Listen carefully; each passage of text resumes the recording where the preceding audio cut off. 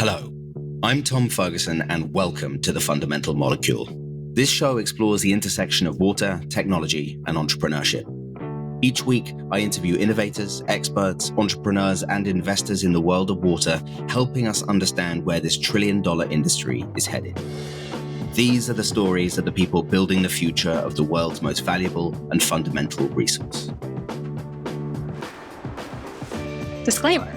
Tom Ferguson is the managing partner of Verge Ventures. All opinions expressed by Tom and podcast guests are solely their own opinions and do not reflect the opinions of Verge Ventures.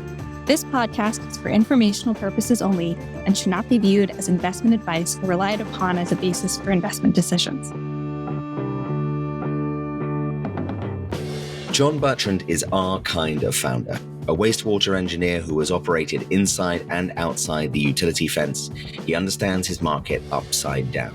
What he saw in his time in the utility world led him to wonder if the messy world of managing the constant stream of incoming data from utility customers, the calls, text messages, 311 alerts, voice messages, web forms, whether it could be automated, freeing up the dedicated professionals who traditionally handle this work to focus on more important tasks. And so teaming up with his co-founder Ryan, they started Daupler, which now serves more than 85 customers, not only water and wastewater utilities, but full municipalities, police and fire dispatch, power companies, and restoration companies. There is a giant opportunity here to build the field operating system for the built environment. And John is consistently impressive, not only in pushing the company to the verge of 5 million in bookings, but the originality and logic of his thought. He really is a diamond. Please enjoy my conversation with John Bertrand. John, how nice to have you here on The Fundamental Molecule. How are you? Tom, thank you for having me. Doing well, sir. Excellent. So as we do with all of these episodes, I think it's really important for us to understand the context of where you're coming from. So why don't you just walk us through your story in water at kind of a high level? Yeah, started about 15 years ago in the water industry, worked as an employee of a city, and also worked for a large wastewater utility, spent some time on the consulting engineering side. So kind of sat on both sides of the table, understand the market, the stakeholders, the opportunities for improvement or problems to solve, ways that they do business, procure things. And having sat on both sides of the table gave me a pretty intimate understanding of the industry and all the players. And what do you think the principal differences were from being kind of, say, a bit more about what it means to be on either side of the table for people who are less familiar with kind of the utility versus consulting world? Sure. Yeah. As a consultant, I looked at myself as like selling engineering phase services. So basically I was sitting down with clients and they would be looking to me to design something or give them my opinion. And I was selling them kind of that expertise. When I was sitting on the other side of the table and I was actually the utility, I was assessing those consultants and I was trying to distribute work to them that otherwise we couldn't get done in-house. So as a consultant, you're seeing things from specific perspectives and you have exposure to lots of different utilities. Whereas a utility, you're digging real deep into the problems that you have kind of within that organization. That's pretty helpful. So I just wanted to spend a little bit of time on this idea of consultants as gatekeepers in the water sector, because it's an idea that comes up over and over again, and it's not obvious to people outside the sector. Given that you've been in that role, just walk us through a little bit about what the incentive structure perhaps of being a consulting engineer is look like, what the pressures are, why is it that a lot of the kind of the innovation stuff often either lives or dies by virtue of the consulting engineer? I think it's pretty complex. The consulting engineers are the gatekeepers, as you mentioned. I think for a variety of reasons. They're looked at as kind of like the trusted advisor and thought leader. So for lots of utilities, they're definitely leaning into consultants to help them understand kind of what's the latest and greatest and to give them recommendations and advice on what to do. Because that's kind of been the model for utilities and cities for forever, right? Like it may be manifested in what's called master plans. But basically a utility would say, hey, we have our water system, we have all these issues, or maybe we're in a consent decree from the EPA, we have to make some changes. And the engineer would provide this binder, literally, of here's all of the things that you need to do. Here's triple bottom line analysis, looking at economic impact and social impact. And they would give all these recommendations. And when you're providing that much information and value, then it's kind of unavoidably looked at as like, that's the person that I trust to opine and advise me of the things I should or shouldn't be doing. It's super interesting, isn't it? Because it raises the question of what the hell is in that binder. Yeah, right. Like, okay, and where did that come from? And how much kind of, new stuff is it versus something that, because if you're thinking about the marginal costs of time for consulting engineers, which is how all of their cost structure works, the shortest thing to do is to put into that binder what has been put into other binders previously. Is that unfair? No, it's totally fair. Well, and I think that binder then goes and sits with the rest of the binders up on the shelf, like the proverbial. You mean the binders don't get used? It's amazing, right? It's something we'll talk about, I'm sure, in a minute. But those binders go and sit with all the other binders that are full of information that's unusable. So it's super interesting. Like the idea of a kind of a master plan always reminds me of the Mike Tyson quote. Everybody has a plan. And so I'm just curious to stay on this for a second, because we obviously haven't covered actually what Daupler is yet, which it might not be helpful. But how does this relationship change in the digital realm? Yeah, I think it's interesting. Well, I think we're seeing it right. And I was going to mention work orders. I think we're seeing it right now a lot with work orders. So specifically a work order being a way to track any work or actions that are associated with like an asset. So that could be a water line, a wastewater line, a manhole, kind of pick your different type of physical infrastructure. So the work orders have been kind of documented for decades, but only in the last 10 to 20 years have those been documented not on the binder form and paper, but actually in a digital form. And when utilities are now kind of revisiting some of those digital form work orders where they, where people will document the work done and trying to determine what happened with certain assets, when they're finding that information to be incomplete they're kind of revisiting and saying, okay, like, what is the quality of data within our work order system? So we had this giant leap from what essentially was like a manual paper process to more like a SaaS product in a work order system. But now you're looking at like, how do I actually derive meaning and value from this data that is maybe usable? Some of it's not. It's certainly tricky and not a trivial problem to solve. Not at all. Not at all. And sort of usually not within the wheelhouse of, as you say, these kind of trusted advisors. I think one of the things I've always found most interesting about you and the way in which this filters into the DNA of Daupler is you've seen both sides of this. So I want to sort of take you back over to the utility, just as a last sort of piece of setting the scene. Just walk me through the process through which you saw and then understood the problem that you wanted to solve with Daupler, and what is that problem?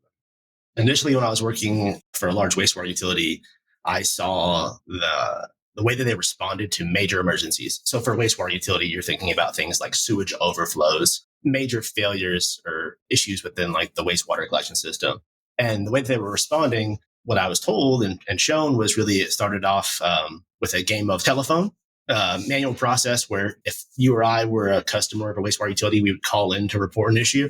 That information would then be conveyed to an on-call person via a pager, a motorola pager. So this is like 2017. And the on-call person would then call back the number that the pager sent. For those that don't remember pagers, kind of get a little phone number on it, and then you have to call back. Oh, we remember them. Yeah. Then you have to find some scratch paper, document what the call taker was telling you. Maybe you mess up a number or letter and you have to call back and get that information confirmed. You respond, everything's in the dark. So nothing's being documented. It's all kind of like just hair on fire, trying to get out there as fast as you can and respond. You might have to call out additional staff or part of your team, all manual phone calls. And at, middle of the day at 10 in the morning when everyone's working, not a hard problem to solve. After 3:30, when most of these places go to an on-call or after-hours circumstance, a very tricky problem to solve. And so I saw the way that they were responding after hours as the most prevalent issue. The workflow was really arduous and antiquated. The tools that they were using were also pretty antiquated, and no one was really thinking about how to solve that problem. And what I interpreted as like the most sensitive, most critical time when citizens are really in need, the way in which you respond is really going to lend itself to like how efficient you are, how much time it takes, how much cost you incur as utility, and then also the experience that the citizen actually has, as a result.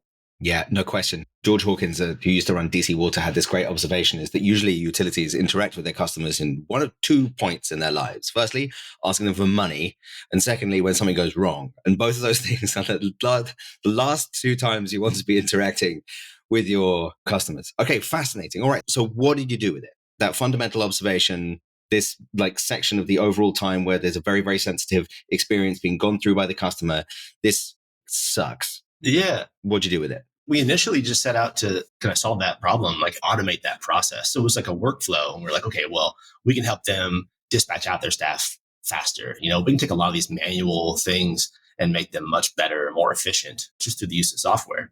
So we initially just built out our software system.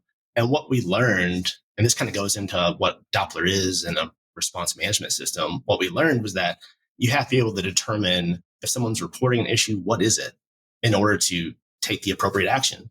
Because if you can't determine what it is, you can't take the right action. So that takes you down the workflow path, right? Well, if you don't know which path or which workflow to take them down, it doesn't really matter. So you have to, so that what is it part is the most essential part. And that's where kind of our AI, which we'll talk about, kind of comes in. But that was one of the biggest initial lessons learned. Okay, really interesting. So, you've been saying I know you've got a phenomenal CTO, but I just wanted to say a little bit about your complementary skill sets. But then there's a second level deeper is like you're a technical person, you're an engineer, Yep. But you're not necessarily digitally native, I guess. You are, but how have you found that CTO relationship given the sort of massive diversity in skills or zones of genius? Both of you are absolutely kind of like genius at the things that you are kind of do a genius at. It's a fascinating kind of dance between you both and amazing complementarity. And I just wanted to unpack that a bit. Yeah, absolutely. Shout out to Ryan, my CTO. Yes, Ryan. Very lucky, very fortunate person myself. Ryan's my first cousin, and Ryan's just a fantastic human being.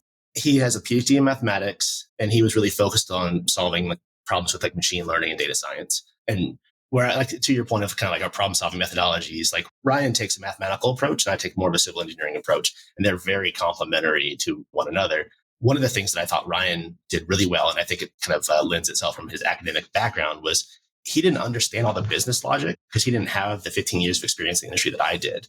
But what he did an extraordinary job at was basically taking whatever business logic I had or an understanding that I had from working in industry and making it his own.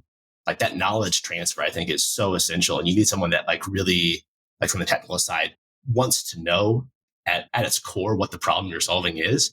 And Ryan took that upon himself and did a fantastic job. So I couldn't be more fortunate to have a co-founder like Ryan. He really is an exceptional guy. So for where you are now, the simple question is, what is it that Daupler does? And then I'd like to go through, take you back to an early misstep of what Daupler wanted to do, but then didn't do yet. Now does, but didn't do yet. Anyway, so let's start with how you would describe Daupler now. Well, so response management, as I alluded to, so we're a response management system. So in its most simple form of explanation is kind of helping utility, if there's a problem, determine what is that problem, what action needs to take place, what action is appropriate. So we think of our system in kind of three main components: inputs, triage, and dispatch. So inputs are taking in different information sources, could be customers reporting issues via phone call or sensors indicating problems. Take all that information and aggregate it into one spot, and then you can triage it or discern criticality, what's important, what's not. And then if you determine it is important, you can take appropriate actions, actually dispatching out staff and helping through those workflows to automate that process. That's what response management is. One kind of quick story that if any of our employees listen to this, they'll all know really well is it illustrates kind of the power of our system. So there was a customer of ours that had reports for about 5 years of, and Tom, you know this story too, reports for about 5 years of water tasting funny or was odorous. So people were calling in and saying that there was a problem. At the same time, they had chlorine residual sensors that measure disinfection in drinking water in that similar area that were also reporting or showing that they had dropping levels of chlorine, which is not a good thing, right? So for most utilities, you just dose more chlorine and you're good to go. One day they had someone out at a water storage tank that was kind of media blasting it for paint. They found a hole in the top of the tank. They drained down the water tank and found dozens of dead birds inside the water tank. And then after the fact looked and saw, well, they had all the customer reports and all the chlorine sensors all in the same area were showing and indicating that there was a problem. But the issue that they had was customer reports were going into the customer service department, which was siloed. And then the chlorine sensors were going into operations, which was also siloed. So nothing was bridging the gap to bring those two data sets together to actually drive action and fix the problem. So it's a good kind of example of how systems like ours can be used in real circumstances to solve real problems. Making data useful through the medium of literal, but then also figurative, I guess. Anybody who's been running a utility knows that that's probably quite a powerful metaphor. Super interesting. Can you take us back to the beginning when you tried to articulate the value proposition of call response to your customers and you found yourself in a technical place that you are now in, but weren't there before, and how you dealt with that. Yeah, you mean just how do we initially articulate the value to customers? I mean, it's just that that you took on the challenge of actually responding to calls too early in the company life cycle, and you had to backtrack away from that. I think it's a really, really important misstep, and something that I was really struck by when I spoke to you for the first time about this inherent ability that you have to learn from mistakes and to onboard them and to not deny them. Yeah, I mean, initially we were taking on just customer phone calls. Is that what you're talking about, Tom? Exactly. Yeah, initially taking on customer phone calls for all of our clients.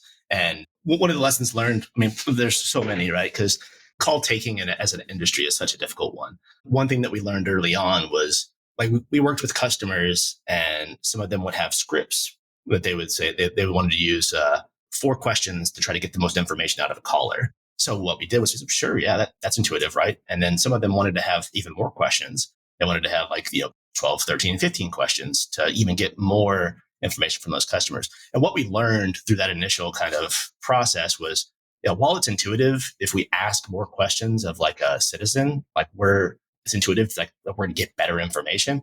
But what we actually learned is that even if you were to ask binary questions, yes, no questions, and you have 13 of those in series, the compounding human error or probability of that error is so significant that by the time that you get to the end of it, those binary questions could lead you off kind of in the exact opposite path of what that person was initially reporting. So one of the lessons learned was, while it's intuitive to ask many questions, that's not the best process. What's better is to ask them to describe the symptoms of the problem. So if someone's reporting water going down the street, just getting them to describe that in detail so you can learn, does that water, is it odorous? Does it have solids in it? Has it been raining recently?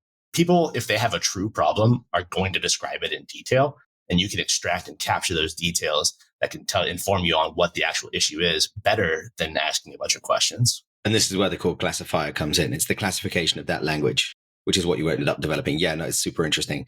So one of the things that I think about a lot with you is that, I mean, we've gone past the Uber for X sort of model, basically. But for people who are coming at this from the outside, do you have that analog?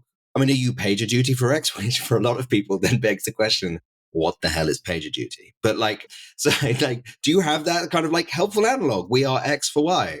Yeah, absolutely. I think PagerDuty is a good example. So PagerDuty, they coined the term response management before we were using it. And for them, they're really focused on, so for those that aren't aware of what PagerDuty does, they work with, call it Fortune 1000 companies to help them basically detect things that could indicate problems on their public facing websites, typically. So for example, if I'm an e-commerce company and I have high latency on my website during the holidays, that can be missing out on tens of millions of dollars, if not more, just from people not being able to check out in their cart. That's a critical issue for those companies. So PagerDuty does the job of detecting that critical issue, notifying a software developer that can then go dig in, figure out what the problem is, remedy the issue, and then PagerDuty helps kind of track that whole process and connects the dots and does the communications and the workflow around that. So you can see the parallel to a company like us. The only major difference is, for PagerDuty, a lot of the inputs are more binary, are more kind of it's either working or it's not. For us, they are very tricky. And I gave the example for the water issue of water going down a street. But when you're talking about just something like that, where it could be classified as stormwater, wastewater, and drinking water, and for those 3, they could be entirely separate organizations or at minimum separate divisions or staff responding to those issues. It's a much more intricate problem to solve, that what is it part. The what to do with the information is super similar to a PagerDuty. I think it's it's a pretty compelling idea that, you're PagerDuty for the real world, regardless of industry, especially when PagerDuty is a $2.32 billion company. Right. Yeah. Okay, so let's just turn to the way in which you think about kind of building your service for the customer. Walk us through the progress in your thinking about the layering of, we say the layering of average contract value, but it's basically the layering of services onto sort of the municipal environment. You started with the water and wastewater utilities, but you've now layered it onto the municipal environment. How do you think about building yourself into the operating system of your customers? I think for most water early stage companies or startups, they struggle with a kind of what I would call a foot in the door product. this ties to like a lot of like, how do you determine what a foot in the door product is? Like, how do you shorten your sales cycle? Like, what's the most appealing thing for that organization? But for us, that was the key, was like, you need to start with at least one division or department or one specific stakeholder where you're truly kind of changing how they do business. Like, you're truly solving a problem. And so for us, that was the water department, typically the water or wastewater department. And then what we learned was that once we kind of were solving this workflow issue, or the process I was just describing, where people are reporting problems and they have to be triaged and dispatched. Once you start solving that problem for like the department for most municipalities that has the most pain, being like the water or wastewater department, then that translates to other departments that still get reports of issues that also have those same problems in terms of like responding to them efficiently. So that was kind of our initial approach, was we'll start with a water or wastewater department. And then what we learned kind of somewhat organically was the parks department, fleet, facilities, throughout all kind of aspects of public works also need this solution. So then we started to grow horizontally through the organizations to provide that same value that we were bringing to the water department throughout all these other divisions and departments. So you're basically saying that if, there's a pothole near XYZ or garbage is piling up outside restaurant ABC, that actually exactly the same logic for the product applies. Yeah, absolutely. So within the water industry, in that example, as we started to work with water customers, one of the things that was communicated, and I think we've all seen these types of things on the news, where there's a geyser blowing out of the street and it's in the public right of way, which is then governed by the street department. And so when there's a water main break, what typically happens is the water department has to notify the street department to take like a flasher board, different equipment out to divert traffic and do traffic control. And so for us, it was like, it made too much sense to have a button that the water department could press within our software to then notify the street department that they needed to bring a flasher board out to 10th and Main Street to help them manage the water main break. So things like that. I think for early stage companies, you need to kind of like monitor the data, watch your trend, and then like take appropriate action. And for us, that meant expanding through public works as well. Really interesting. And now you've actually moved on to, we're going to get here later, but you're moving into adjacent sectors as well. Will you talk us through the process of how you thought about doing that, both commercially and technically, and then kind of where you are at the moment, where that's led you? Let's start with technically. So I think like from a product side, you have to really be critical in your thinking about like, is this problem that we're trying to solve still the same company? Like, is it the same product in principle? Like, we're talking about kind of like inputs, triage, and dispatch, and those kind of being our core aspects of our system. Like, does this fall into those three things? And I think if you can define whatever that is for your company, you can make that same assessment. For us, it made a lot of sense through public works. They had the same issues. They had different ways to be made aware of a problem. They had to make sense of it, and they had to dispatch out staff. What we learned is that the power industry has very much the same issues, and even in most cases compounded just by volume. Many more issues are reported. So that was a logical progression for us, was like, hey, we still have the inputs, triage, and dispatch. This is still like what we're great at, still the same product, meaning we can provide it off the shelf without a bunch of customization. So we started to expand into that industry slowly, and now we're positioning ourselves to expand a little bit more rapidly. Yeah, super interesting. But then you've also got it's a really interesting, because people don't think about this, but the restoration industry, I think, is an interesting one. Yeah. I mean, it's a great example. Fire and water restoration. Those companies are made aware of problems from people reporting them, and they call it reporting parties. The difficulty that they have becomes not only receiving the issue, but triaging it appropriately. Meaning, for a fire restoration company or a water restoration company, they need to know if it was somebody's dishwasher on the first floor that leaked a little bit, or if there was a frozen pipe or an issue with a pipe on the 13th floor of a Hilton that then flooded all 13 floors below it. Those are two very different projects for that company, very different value propositions for that company, but you have to be able to distinguish and determine which is more critical so that you can take appropriate action and dispatch staff. And for them, dispatching staff quickly is paramount. You have to get on scene as fast as you possibly can to ensure that you're the highest likelihood of getting that job. So for them, it's not only bottom line revenue, it's also top line. Yeah, it's interesting. Like, once you internalize this idea, you see it absolutely everywhere in the physical environment. It's wild. So to take it back to the practical kind of practice of company building, you've had an interesting year, right? Yeah.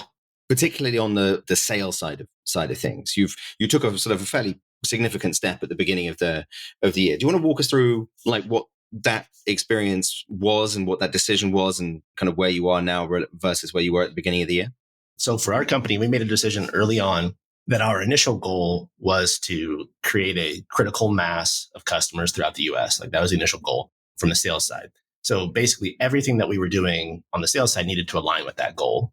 That kind of translates to hiring. So the profile of people that we hired early on to accomplish that goal was very capital efficient, people that were new in their careers, people that we could kind of go out into the market and pick all the low-hanging fruit. So we could use those people and work with those people to accomplish that goal. And so we accomplished that goal, right? We established that critical mass of customers. And then we made the decision to transition as an organization to starting to have more, I would say, like high value conversations, more conversations with very large utilities where you might only get a couple at bats, to use the baseball analogy, right? You might only get a couple shots, but you need to bat at a much higher average if you're going to be only hitting a couple opportunities. So to bring kind of the best foot forward, the idea is like you really need experienced folks that bring confidence into those conversations, that understand the stakeholders, that have done it. And so we made that choice in that to kind of transition our sales organization from relatively inexperienced, cost effective to much more experienced and also, a little bit less cost effective. Yeah, really interesting. One of the things that struck me about this is this idea of patience with a new sales team learning a relatively new, if sort of adjacent industry for what they were doing before. It's all very well to put kind of a ramp on a piece of paper, and it's a very different one to be with them, really, really able salespeople, but to really get the nuances of what you're trying to do. Yep, absolutely. It's fascinating. What have you learned about marketing the product versus sales? I think as you establish that critical mass of customers, really, part of why you want that is to build out those initial case studies. You need to have at least a few people or a few different examples of customers that can tell the story themselves. It's obviously much better to have a customer telling the story of the value that they experienced than for us as salespeople to communicate that value. So that's part of why you need that critical mass of customers, is so that you can get to that point where you can start to capture those stories. Now, the tricky part is great, how do you get to that? If you're going to market the product, and it's great to have testimonials, but what if you don't, right? How do you market the product otherwise? And I think it's just, it takes being scrappy and getting out and talking to people. And in the same way that kind of ties back into consulting engineering, when you're a consulting, this is all my opinion, right? If you're a consulting engineer and you're sitting down with a customer, all that they're trying to do is understand and think, can I trust John what he's telling me? If he's telling me, he's giving me his opinions and he's telling me here's what I should be doing or actions I should be taking, can I trust him? And at its core, that's what we're talking about. It's marketing a product, or at least taking a product to market. Is you initially just have to get that initial trust from 2, 3, 4 utilities, customers, to help you kind of start to build references.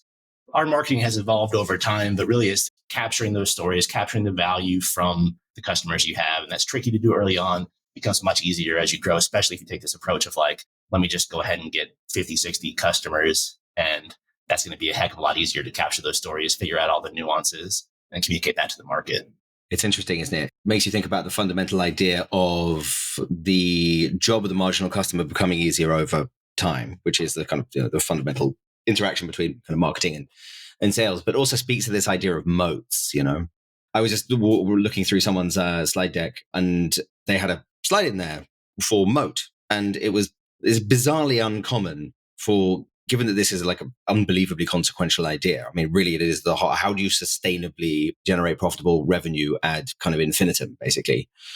How do you think about it? How do you think about your moat, and how do you think about it changing over time? I think for companies like us and software companies selling to government, you have a bit of an inherent moat in that, government organizations, I think from a VC perspective, are looked at largely as with terror, potentially slow moving. It takes a long time to get a contract because of procurement and different things. And I think there's some degree of a moat there. If you can start to establish customers, then the likelihood, if you're actually solving real problems and bringing value, the likelihood of them switching to a different company is relatively low. Now, that said, I think for us specifically, our moat is data. We've always, with my co-founder and his background, we've always kind of known that, or had an eye towards that, is what information and data can we collect that brings value to us now and in the future, even in ways that we can't initially think about, right? There's so many times as a company where you have the option of collecting some information or not. And there might be some short-term cost that you might incur to collect that information. And we always chose to go ahead and incur that cost, collect the information, because you really can't go back. You can't go back and get that information after the fact. If you figure out years down the road that, hey, we want to do this thing, well, too late. Really interesting. What's your appraisal? Sorry to take on a slight tangent, but it occurred to me. the chat GPT, the explosion in interest, now that crypto has been sort of rang down a bit and all the sort of the VCs have got to go and find the new thing, they've chosen, I mean, mercifully climate tech, because climate change is water change. AI is really hot now. And the advances through, as manifested through the biggest and most obvious example being ChatGPT, are pretty staggering. And in terms of the synthesis of information, which is obviously a big part of what like you're doing, how do you see the advances? How should we contextualize that in the world of Daupler? I think for the world of Daupler and the world that we're playing with other companies, most of the companies that are selling into our industry and use workhorse systems or others, it's really they've adopted SaaS models. I mean, if not just pure SaaS companies, software as a service, right? I think what we're going to see, and we're actively seeing right now, is a transition to model as a service. And to give kind of credit, this is a big thing for Chamath Palihapitiya. He talks about how really kind of like the moat is the data. Data is the value for ChatGPT and systems like that. My opinion is like, it's cool. It's cute to be able to like type in something and like have it respond back to, it's neat. It's objectively neat. With okay poetry. Right. I think where it becomes much more valuable is when you're actually like solving real problems. So like to give the example I was talking about earlier, of like water running down the street, if you took that plain text, you really can't be wrong. Like you have to have such a high level of confidence. And if ChatGPT and systems like it and OpenAI can get you to like 90% of where you need to go, that last 10% is what gets you to like having a high level of confidence that whatever you're detecting is actual, right? And for us, that is the most important piece, right? We can't just stop at 85 or 90%. Like we really have to be able to determine like what an issue is to take the appropriate action. We're talking about like critical infrastructure failures.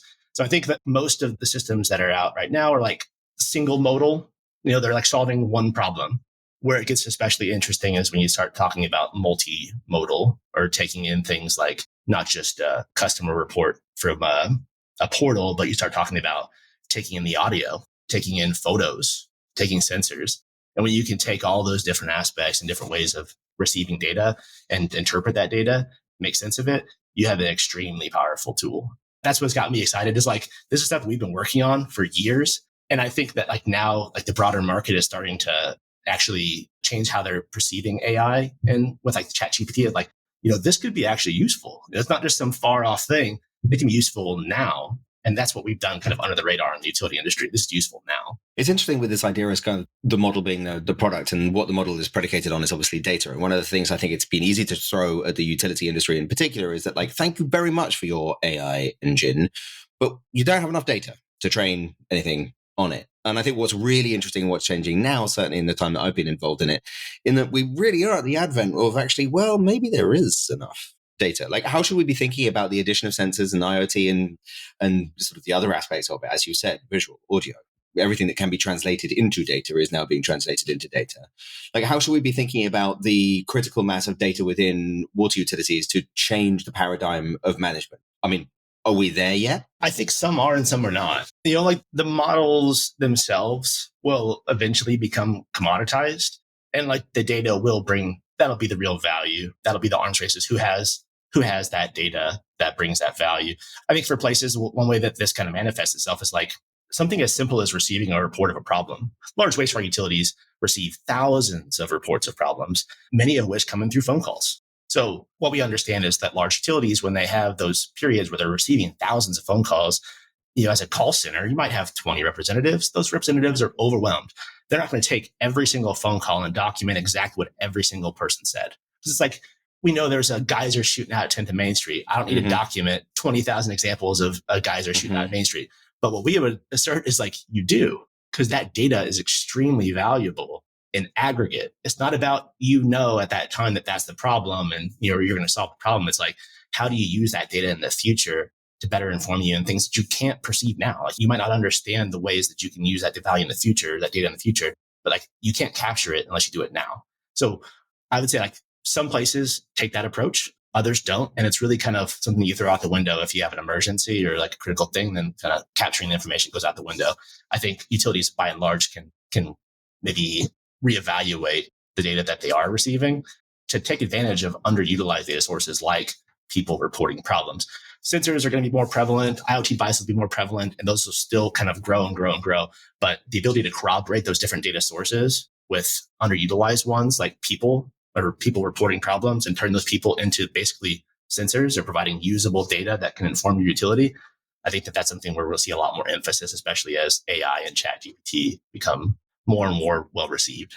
It tempts me to go towards the kind of the larger question, which, given what you see, and that you have the advantage of bridging the world between the emergent kind of AI future and the actual practical running of a utility to make something as totally game-changing and ignored and miraculous as turning on the tap and having clean water come out of it that you can put into a glass and put into your body.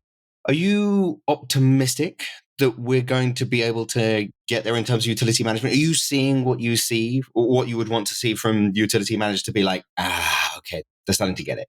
Yeah, without question. I think there's been some tailwinds that have accelerated that process quite a bit. We've talked about this, right? But I think the qualified labor shortage has been a big tailwind that's pushed utilities to kind of focus their attention in ways maybe they weren't focusing as much in the past. And we've talked about this concept of like, for most utilities, you can take their initiatives and put them into kind of like one of four buckets. They could be reactive, responsive, proactive, and preventative. And I would say for most utilities, at least at the higher levels within management, they're thinking about things in proactive and preventative because those are like places of comfort where you can have control and you can like plan out your work and take appropriate action and try to like solve problems before they present themselves. I think now what we're seeing is that in the reactive and responsive realm, where you used to have very high experienced people with tenure, now they've gone through this period of retirement. Now you kind of have a void of available human resources that you have to fill with something because you still have to literally keep the lights on and the water coming out the tap and the toilet flushing. So how do you fill that void? What we would assert, of course, is that software can help to fill that void, especially with boots on the ground. So things like field staff, customer service, things like that are essential to your point earlier of like, what are the 2 times you interact with a customer? It's like, yeah, when you're asking them for money and when something happens, those 2 people on the city side are the customer service person and then the field staff actually going out and responding. And so that's really kind of where our solution is best fit and where I think a lot of the tailwinds are kind of pushing products like ours in the industry. We obviously, big part of our job is to keep an eye on the reasons why people are miserable, and large totemic sources of misery are obviously places that are of interest because hopefully we can identify people like you that can go and solve it. But it really, everyone's been talking about in the water sector, we call it the silver tsunami, but everyone's been talking about it for ages. And it's remarkable now it's here. Major utilities with vacancy rates of 15% and upwards. I mean, and upwards. It's extraordinary the degree to which, like, actually, we need to get creative to solve the problems that have now been exposed by not having the people doing the kind of ancient workflow that we've relied on forever and didn't make sense initially. And now really doesn't make sense. Now there's nobody to kind of push play on it. Absolutely. Yeah. Yeah. No, it's a fascinating one. John, this has been a real pleasure. We have a final question that we ask all of our guests on the fundamental molecule. Oh, in fact, just before we get to that, you've just gone international. And I think this is something that's a little bit rarer than it will be in the future. How did you think about it? Obviously, it helps your, software and all the rest of it. But just talk us through a little bit of the genesis of it. Where is it? How do you think about the pressures and difficulties of going international? We were kind of drawn international. So we had done some presentations to international audiences. We had a few where there was high interest, and most recently with water care in Auckland, New Zealand.